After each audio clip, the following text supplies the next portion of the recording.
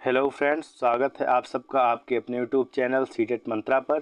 जैसा कि आप अपने स्क्रीन पर देख सकते हैं, आज हम डिस्कस करेंगे सीडीपी बाल विकास एवं शिक्षा शास्त्र के कुछ महत्वपूर्ण क्वेश्चन जो कि हमारे आने वाले सीटेट एग्ज़ाम के लिए बहुत ही महत्वपूर्ण होंगे।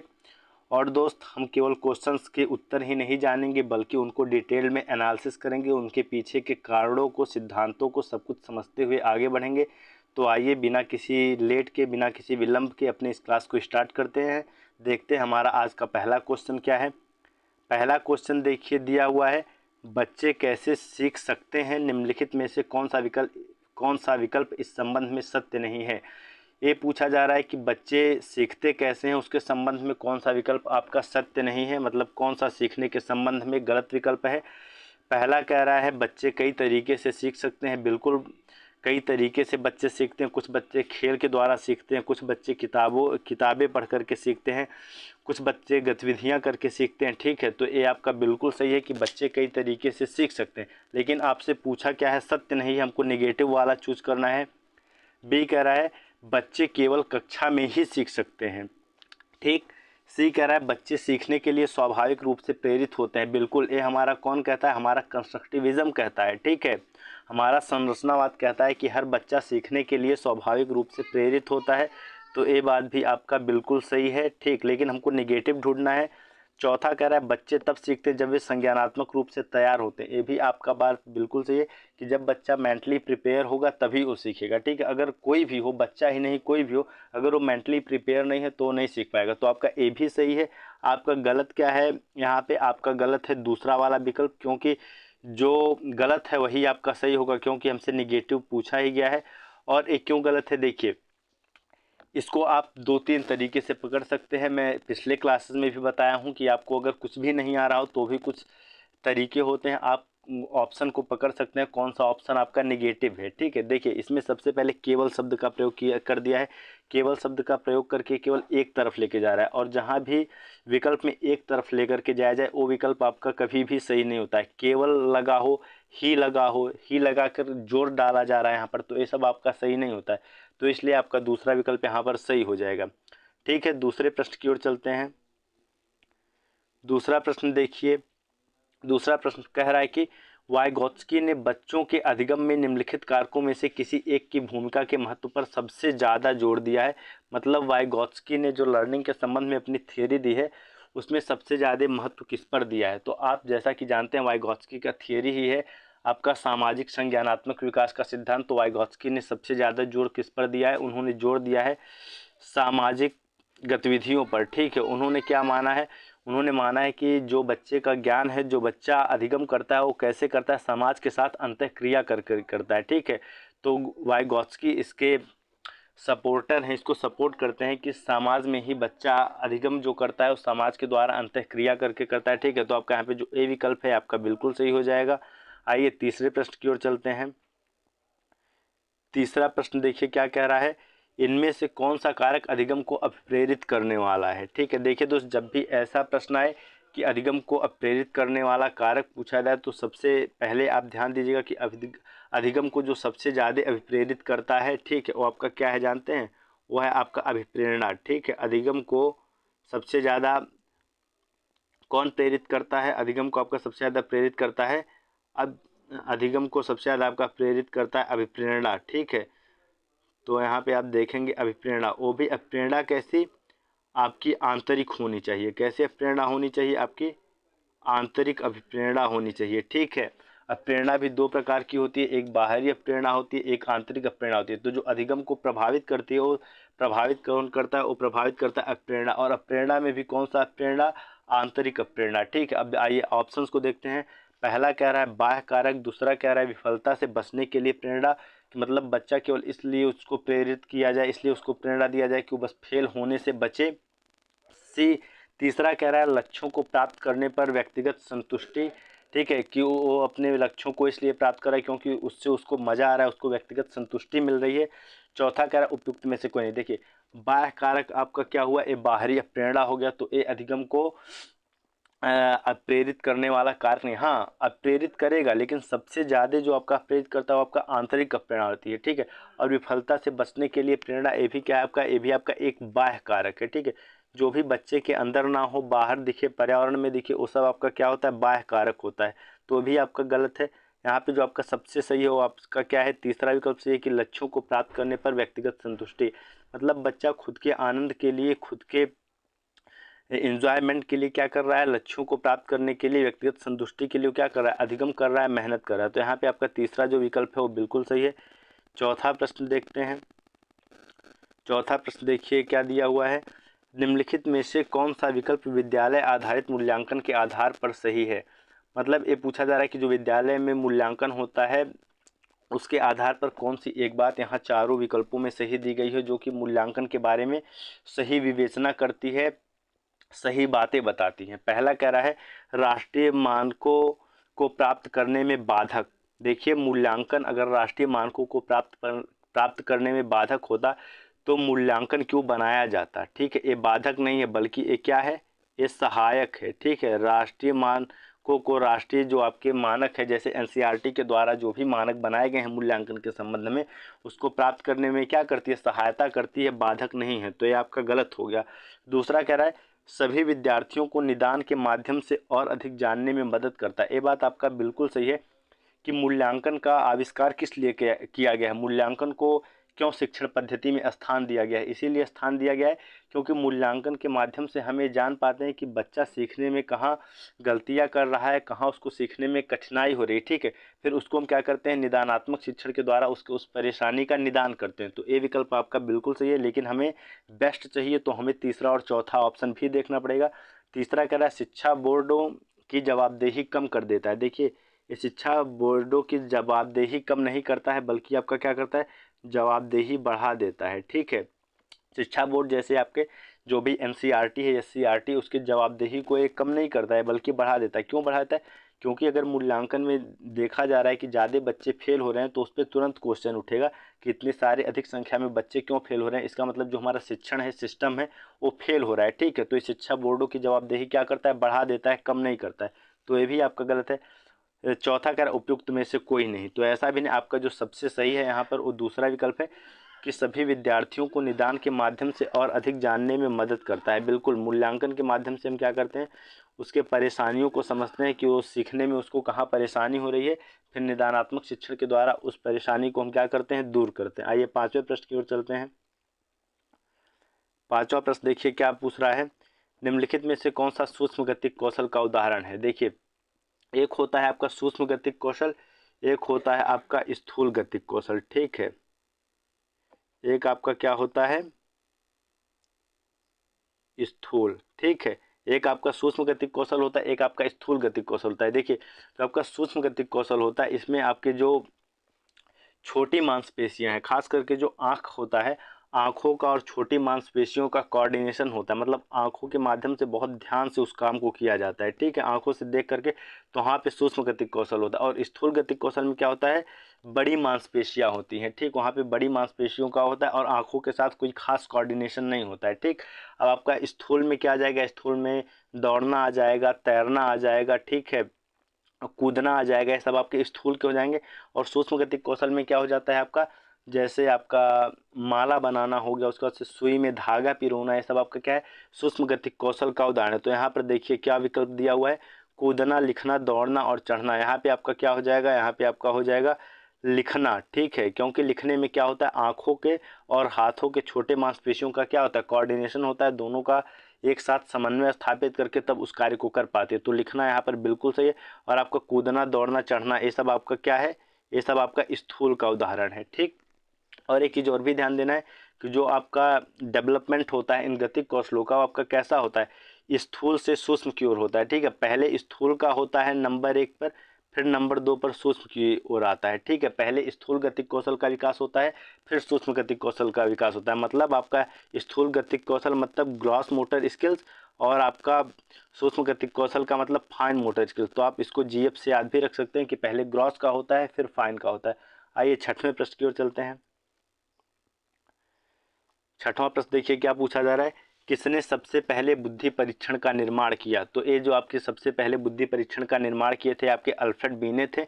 इसमें कुछ भी समझने और समझाने वाली बात नहीं, आपका इजी सा आंसर है कि इसके जो आपके प्रथम बुद्धि परीक्षण था इसके निर्माणकर्ता कौन थे? इसके निर्माणकर्ता आपके अल्फ्रेड बीने थे। ठीक है, आइए अगले प्रश्न की ओर चलते हैं। अगला प्रश्न कह रहा है कि निम्नलिखित विकल्पों में से कौन सा विकल्प एक बच्चे की सामाजिक मनोवैज्ञानिक आवश्यकताओं से संबंधित है? मतलब एक विकल्प ऐसा संबंधित नहीं है। देखिए ध्यान दीजिएगा, नहीं पूछा हुआ है। ठीक है, प्रश्न को पढ़ते समय आप ध्यान से पढ़ेंगे, जब भी नहीं आए तो उसके नीचे अंडरलाइन जरूर कर लीजिए। इस नहीं के चक्कर में हमारा क्वेश्चन जो है वो गलत हो जाता है। ठीक है, हमको नकारात्मक चीज़ को देखना है। निम्नलिखित विकल्पों में से कौन सा विकल्प एक बच्चे की सामाजिक मनोवैज्ञानिक आवश्यकताओं से संबंधित नहीं है? सबसे पहले तो समझिए कि मनोवैज्ञानिक आवश्यकता क्या होती है। ठीक है, मनोवैज्ञानिक आवश्यकता से तात्पर्य उससे होता है कि कोई भी आवश्यकता हो, ठीक है, जो मानसिक स्वास्थ्य को प्रभावित करती है। ठीक है, मानसिक स्वास्थ्य को प्रभावित करे लेकिन जैविक स्वास्थ्य को प्रभावित ना करे। ठीक है, मानसिक स्वास्थ्य को प्रभावित करे लेकिन जैविक स्वास्थ्य को प्रभावित ना करे, वो आपकी क्या होती है? वो मनोवैज्ञानिक आवश्यकताओं के अंतर्गत आता है। जैसे किसी काम को करने से अगर आनंद आता है तो, और उस काम को करने के लिए कोई परेशान है तो वो उसकी मनोवैज्ञानिक आवश्यकता है। ठीक है, इसी को हम मनोवैज्ञानिक आवश्यकता मानते हैं। और इसमें जैविक आवश्यकता का हस्तक्षेप नहीं होता। जैविक आवश्यकता क्या होती है कि जैसे किसी को ठंड लग रही है तो उसे स्वेटर पहनना है। ठीक है, ये उसकी जैविक आवश्यकता है। ठीक, लेकिन मनोवैज्ञानिक आवश्यकता यहीं पर क्या हो जाएगी कि आपको गाना सुनना है। ठीक है, गाना सुनने का आपको डेली आदत है, किसी दिन गाना सुनने के लिए नहीं मिला तो गाना सुनना आपकी मनोवैज्ञानिक आवश्यकता है। और जो ठंड में स्वेटर पहनते हैं ये व्यक्ति की जैविक आवश्यकता होती है। ठीक है, तो यहाँ पर पूछा क्या जा रहा है? सामाजिक मनोवैज्ञानिक आवश्यकता से संबंधित नहीं है।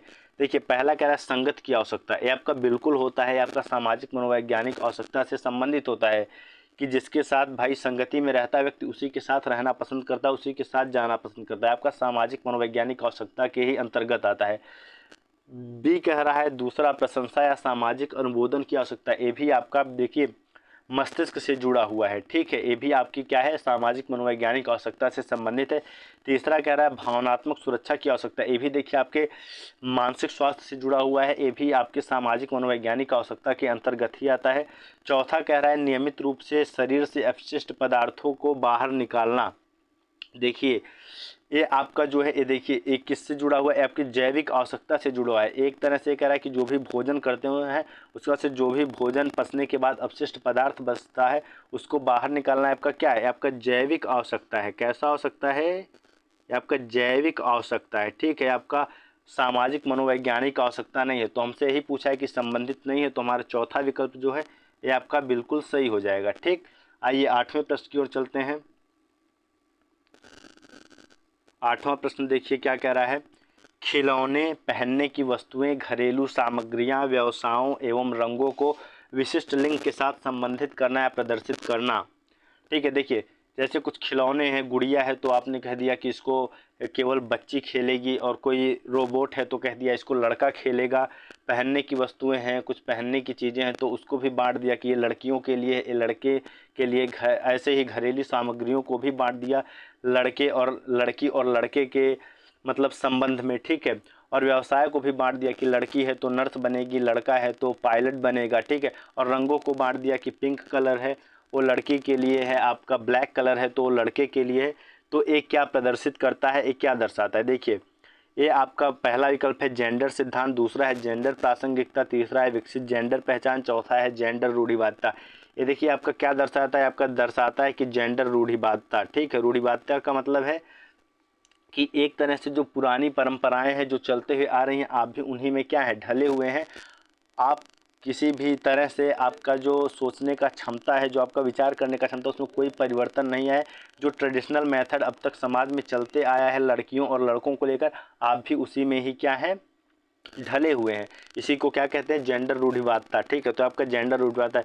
जेंडर प्रासंगिकता जो होती है आपका पॉजिटिव चीज़ होती है। ठीक है, ये आपका क्या होता है? पॉजिटिव चीज़ है, ये निगेटिव नहीं होता है। लेकिन जेंडर रूढ़िवादिता आपका क्या होता है? ये निगेटिव होता है। ठीक, इसको आप क्या मानेंगे? इसको आप निगेटिव मानेंगे। ठीक है, तो आइए 9वें प्रश्न की ओर चलते हैं। 9वां प्रश्न देखिए क्या कह रहा है? एक प्रारंभिक कक्षा में एक बच्ची अपने साथ जो अनुभव, ये आपका अनुभव आती नहीं, यहाँ पे लाती, यहाँ लाती होना चाहिए। अनुभव एक प्रारंभिक कक्षा में एक बच्ची अपने साथ जो अनुभव लाती है, ठीक है, आती नहीं लाती है, ठीक, आती आप नहीं, इसको आप लाती समझेंगे, ठीक है। तो इसको आप किस नज़र से देखेंगे, किस दृष्टिकोण से देखेंगे? पहला कह रहा है उस पर ध्यान नहीं देना चाहिए, दूसरा कह रहा है उन्हें शामिल कर उनका संचय करना चाहिए, तीसरा कह रहा है उन्हें स्वीकार करना चाहिए, चौथा कह रहा है उनकी उपेक्षा करनी चाहिए। देखिए, कोई भी बच्चा हो या बच्ची हो, कोई भी बालक या बालिका हो, कोई भी अधिगम करता हो, ठीक है, वो जब भी प्रारंभिक कक्षा में जाता है तो अपने घर से वो ज़रूर कुछ अनुभव ले करके जाता है, ठीक है। ये स्वाभाविक है कि वो जो अपने घर पे सीखा होगा, जो अनुभव ग्रहण किया होगा, उसको लेकर के ही स्कूल में जाएगा। तो आप इस पर क्या करेंगे? उस पर ध्यान नहीं देंगे, ध्यान नहीं देना चाहिए, ये बात बिल्कुल सही, बिल्कुल गलत है। आपको उस पर ध्यान देना है, ठीक है, और उसी अनुभव को ही आधार बनाकर आपको विषय वस्तु को पढ़ानी है, ठीक। उसको ऐसा नहीं है कि इग्नोर कर देना है, ध्यान नहीं देना है। दूसरा कहना उन्हें शामिल कर उनका संचय करना चाहिए। ये बात बिल्कुल सही है कि आप उन्हें शामिल करेंगे और उनका संचय करेंगे, उन्हीं के आधार पर विषय वस्तु को पढ़ाएंगे, उसको आधार बना लेंगे उसके अनुभव को। तीसरा कह रहा है उन्हें स्वीकार करना चाहिए, ये भी बात सही है। और चौथा कह रहा है उनकी उपेक्षा करनी चाहिए, मतलब उनका मजाक उड़ाना चाहिए, उनको एक्सेप्ट नहीं करना चाहिए, ठीक है। तो ऐसा भी नहीं, देखिए दूसरा और तीसरा बचता है। यहाँ कह रहा है उन्हें स्वीकार करना चाहिए और यहाँ कह रहा है उन्हें शामिल कर उनका संचय करना चाहिए। देखिए, केवल स्वीकार कर लेने से ज़्यादा अच्छा है कि आप उसके अनुभव को अपने क्या करेंगे, जो आपका शिक्षण है उसमें शामिल कर लेंगे और उनका संचय करेंगे, उसके आधार पर ही विषय वस्तु को पढ़ाएंगे। तो आपका जो दूसरा विकल्प है वो तीसरे वाले से ज़्यादा मजबूत है, ठीक। तो आपका यहाँ पर दूसरा विकल्प आपका सही हो जाएगा। आइए 10वें प्रश्न की ओर चलते हैं। 10वां प्रश्न देखिए क्या कह रहा है। 10वां प्रश्न आपका कह रहा है कि एनसीएफ 2005 के अनुसार इस कारण से महत्वपूर्ण होती हैं। यह अध्यापक, देखिए इस कारण से महत्वपूर्ण होती हैं, देखिए यहाँ पर गलतियाँ होगा, ठीक है, गलतियाँ यहाँ पर आपका क्या होगा, यहाँ पर होगा गलतियाँ, क्या होगा यहाँ पर आपका गलतियाँ होगा। एनसीएफ 2005 के अनुसार गलतियाँ इस कारण से महत्वपूर्ण होती है, मतलब जो बच्चों द्वारा गलतियाँ की जाती हैं उन पर एनसीएफ 2005 क्या कहता है, किस लिए वो इसको महत्वपूर्ण मानता है। पहला कह रहा है यह अध्यापकों को बच्चों को डांटने के लिए एक तरीका उपलब्ध कराती है। देखिए, बच्चों को कभी भी डांटना, उसके बाद से उनको दंडित करना, ये सब क्या है, अपराध है। हमारा जो आरटी है, राइट टू एजुकेशन एक्ट है आपका, आप देखेंगे आरटी 2009, ये सब क्या करता है, इसको बैन करता है, डांटने को, मारने को, इस पर अध्यापक को सजा हो सकती है, ठीक है। तो ये आपका गलत है। दूसरा कह रहा है यह बच्चे के विचार की अंतर्दृष्टि उपलब्ध कराती है तथा समाधानों को पहचानने में सहायता करती हैं। ये बात आपका बिल्कुल सही है कि क्या करती है, बच्चा सोच कैसे रहा है ये उसको प्रदर्शित करती हैं, ठीक है। जब भी बच्चा कोई गलती करता है तो उसके माध्यम से अध्यापक जान पाता है कि इसके सीखने में कहाँ दिक्कत आ रही है, ठीक है, और ये किस वजह से गलती कर रहा है। तो क्या कर पाता है अध्यापक, अपने अधिगम में जो उसका शिक्षण विधि है, जो उसके पढ़ाने का तरीका, उसमें इन गलतियों को देख करके सुधार कर पाता है, जिससे बच्चा और अच्छे से सीख पाए। तीसरा कह रहा है यह कक्षा के कुछ बच्चों को हटाने के लिए आधार उपलब्ध कराती हैं। इसका मतलब कि जो बच्चे गलतियां करते हैं उनको कक्षा से हटा दो, ये बात आपका बिल्कुल गलत है। देखिए, हमारा जो एजुकेशन, इस समय का एजुकेशन सिस्टम है वो कैसा है, वो समावेशी कक्षा को लेकर के चलता है, ठीक है। हमारे एजुकेशन में समावेशी कक्षा की अवधारणा को स्थापित किया गया है। तो आपको क्या करना, हर तरह के बच्चे को, चाहे वो गलती करे, चाहे वो झगड़ा करे, वो किसी भी तरह का, सबको साथ में लेके चलना, एक साथ पढ़ाना, किसी को अलग थलग नहीं करना, हटाना नहीं है। ये विकल्प आपका बिल्कुल गलत है। चौथा कह रहा है यह विद्यार्थियों को उत्तीर्ण एवं अनुत्तीर्ण में वर्गीकृत करने के लिए एक महत्वपूर्ण उपकरण है। देखिए, ये भी गलत है। आपको कभी भी बच्चों को कैटेगराइज नहीं करना है, लेबलिंग नहीं करनी है बच्चों की, ठीक है, कि ये पास है, ये अच्छा है, ये उत्तीर्ण है, ये अनुत्तीर्ण है, ये पढ़ने में ज़्यादा अच्छा है, पढ़ने में कम अच्छा। ऐसा करने से बच्चे क्या हो जाते हैं, हतोत्साहित हो जाते हैं, उनके अंदर जो आपके नकारात्मक संवेग हैं वो उत्पन्न होने लगते हैं, ठीक है। बच्चे कुंठा के शिकार हो जाएंगे, स्ट्रेस के शिकार हो जाएंगे। तो ऐसा कभी भी नहीं करना है, ठीक। तो आपका जो दूसरा विकल्प है, यह बच्चे के विचार की अंतर्दृष्टि उपलब्ध कराती हैं तथा समाधानों को पहचानने में सहायता करती हैं, ठीक है, आपका बिल्कुल सही है, ठीक। आइए अगले प्रश्न की ओर चलते हैं। ठीक है दोस्त, यहाँ हमारा क्लास समाप्त होता है। आपको क्या करना है, चैनल को लाइक करिए, शेयर करिए, और इस चैनल को अगर वीडियो पसंद आए तो सब्सक्राइब भी करिए, और अपने अन्य दोस्तों के साथ भी इस वीडियो को शेयर करिए जो सीटेट की तैयारी कर रहे हैं, ठीक है। आशा करता हूं कि आपको ये क्लास समझ में आई होगी। फिर हम मिलेंगे एक अगले क्लास के साथ। बने रहिए सीटेट मंत्रा के साथ और अपने प्रिपरेशन को जारी रखिए, ठीक है। और जो भी आपकी डेली क्लासेस होती हैं और जो आपका आज का भी क्लास है, इन सभी क्लासेस का सीटेट मंत्रा के जो टेलीग्राम चैनल है उस पर पीडीएफ आंसर के साथ डेली का डेली उपलब्ध करा दिया जाता है। तो आपको डिस्क्रिप्शन में जाके वहाँ उस लिंक को भी क्या करना है, ओपन करके चैनल को सब्सक्राइब कर लेना है, फॉलो कर लेना है और वहाँ से अपनी पीडीएफ को डाउनलोड कर करके रिवीजन भी करते रहना है। तो ठीक है दोस्त, थैंक यू सो मच। फिर मिलते हैं कल एक अगले क्लास के साथ।